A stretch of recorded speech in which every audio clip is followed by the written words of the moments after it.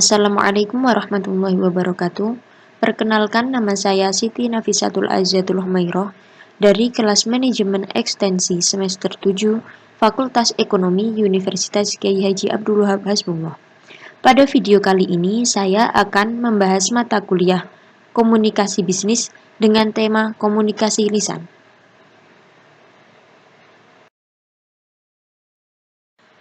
Komunikasi menurut Black dan Harrodsen dalam Rayhanian 2021 adalah suatu rangkaian proses yang halus dan sederhana dalam bentuk rangkaian proses yang beraneka ragam dengan menggunakan alat yang berbeda, baik kata ataupun isyarat, saling menukar kartu atau berupa percakapan pribadi, baik secara langsung atau melalui media massa dengan audiens di seluruh dunia. Proses komunikasi lisan. Dalam prosesnya, komunikasi lisan bisa dilakukan dengan 4 komponen. Yang pertama, dilakukan oleh individu kepada individu. Yang kedua, dilakukan oleh individu kepada kelompok. Yang ketiga, dilakukan kelompok terhadap individu. Dan yang keempat, dilakukan oleh kelompok terhadap kelompok.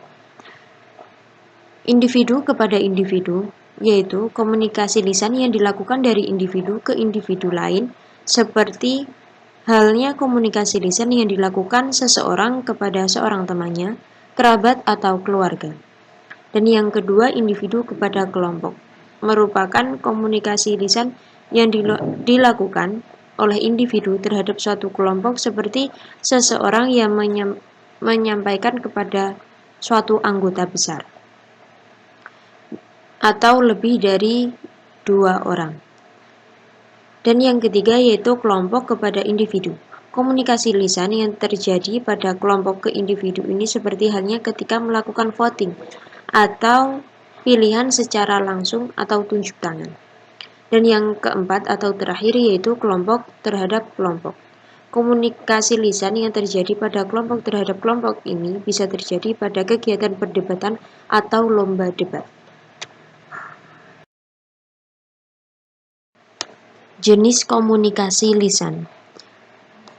Dalam jenisnya, komunikasi lisan dibagi menjadi 2 bagian. Yang pertama yaitu komunikasi lisan secara langsung, dan yang kedua komunikasi lisan secara tidak langsung. Komunikasi lisan secara langsung merupakan komunikasi yang terjadi tanpa adanya perantara, jarak, dan alat atau media yang digunakan dalam berkomunikasi. Sedangkan komunikasi lisan yang dilakukan secara tidak langsung merupakan komunikasi yang dilakukan dengan menggunakan media atau alat perantara, baik berupa telepon, komputer, televisi, atau lain sebagainya, sebagai penyampai pesan atau informasi kepada komunikan tersebut. Selanjutnya adalah kelebihan dan kekurangan komunikasi lisan. Kelebihan komunikasi lisan diantaranya adalah dapat menimbulkan timbal balik secara langsung tanpa perlu menunggu respon dari komunikan, dapat memberikan penjelasan yang lebih rinci dan jelas, serta dapat menimbulkan partisipasi atau tanggapan langsung dari komunikan. Dan selanjutnya yaitu kekurangan komunikasi lisan.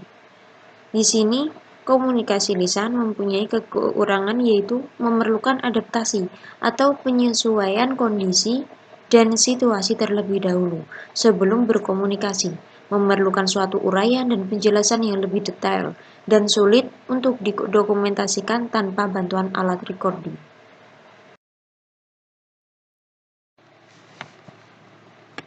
Pada pembahasan yang terakhir yaitu cara meningkatkan keberhasilan dalam komunikasi lisan.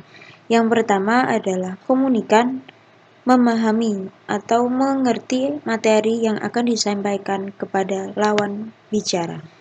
Dan yang kedua yaitu kemampuan berbicara atau kemampuan komunikan dalam menyampaikan materi yang akan dibicarakan.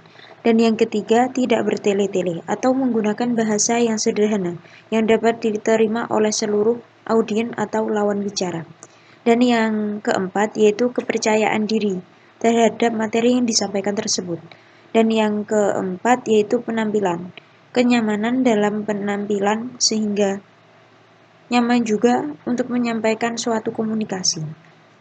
Yang kelima yaitu intonasi dan artikulasi dalam penyampaian pembicaraan.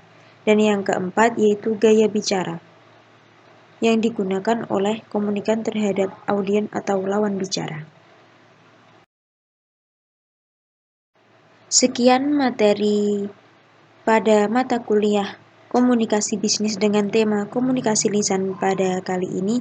Apabila ada kurang lebihnya, saya mohon maaf. Kritik dan saran dari pemirsa sangat diharapkan. Untuk itu, saya ucapkan terima kasih yang sebesar-besarnya. Akhiru kalam, wassalamualaikum warahmatullahi wabarakatuh.